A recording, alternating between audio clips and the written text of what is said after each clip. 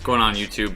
Back with another Strava tutorial, and today we're going to be making a route. So this is a pretty basic video. This is more for people who are new to Strava, people who don't really use the app that much, maybe just use it for tracking miles, and that's basically it. You don't use any of the other features. We're going to create a new route.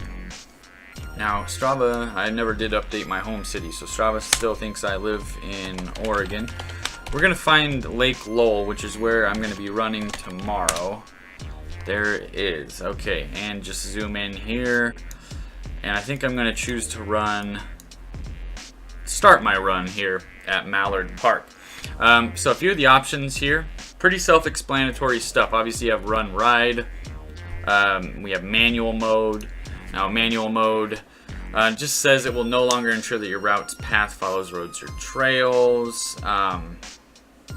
Yeah, more or less I just leave this off typically. If you want to goof around with it, knock yourself out, I usually leave it off. Minimize elevation, I typically leave off tube just because I don't really want to avoid an elevation. Use popularity if you want to kind of see where other people run, have it guess where you're going to want to go based on popular routes. You can do that. I'm going to take that off actually. Over here on this side, we got obviously your zoom in, zoom out, blah, blah, blah. Help. There is a tutorial here. It's not bad. It's about a 2-minute tutorial. It's basic stuff like I'm showing you here. So, and then there's some other stuff on here as well to kind of explain what this stuff is. So even though you're watching my video, you may want to hop over onto this and then check that out also. Segment Explorer.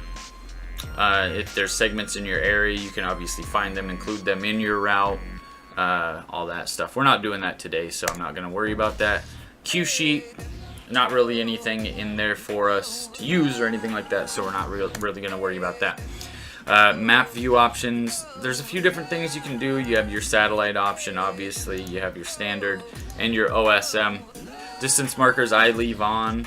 I'm in the US, so obviously I use miles. A global heat map, if we turn that on, that's actually just going to fill up the map with everybody's heat signatures that runs in the area, so not just yours, but everybody. It's cool in the sense that you get to take a look at where people are running or riding and kind of see what they're doing. You can see they're hitting up the trails down here, they're walking around the park probably, so that's alright. We're going to leave that off though for now. We don't really care about that, and we're going to close that. We are going to start our map here, so I'm just going to right click on the road, just right click it, and see there's our starting point. Now I know as I'm going up Orchard, I'm going to want to turn right up here, and I'm going to want to run to Fiesta Way. So I'm going to right click once again, and then boom, it's just going to connect that line all the way up. Now down here at the bottom, it's going to give you your distance, elevation gain, estimated time moving, which is, you know, probably based on what your average mile speed is in the Strava database. And yeah, then you can just kind of go around. Let's say I want to run around this way and just keep building it until I get to however many miles that I'm looking to go that day. Okay, so once you've got your map done and you've got that loop that you wanted to make, or you've got that certain amount of miles that you wanted to get in your route, and you're ready to save it, so I am actually, you just go here to save, obviously, and it's going to ask you to put in a name and stuff. I already saved this one, so I'm just going to bring it up here.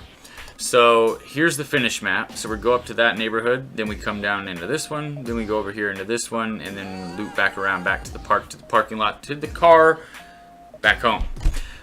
So we ended up, where did we end up? 6.28 miles here, and not much elevation gain. Not much elevation gain at all, but it's pretty flat out there. It kept it pretty short. It's only about 53 minutes since it's only 6.3 miles, so pretty quick. Nice little easy run after work. If I wanted to share this with friends or coworkers or fitness buddies, whatever, you wanted to share that on Facebook or whatever, let your Facebook friends see it, you can do that. You want to print it or export it for putting it on a different device, you can obviously do that as well. But that's pretty much it. I mean, it's basic stuff.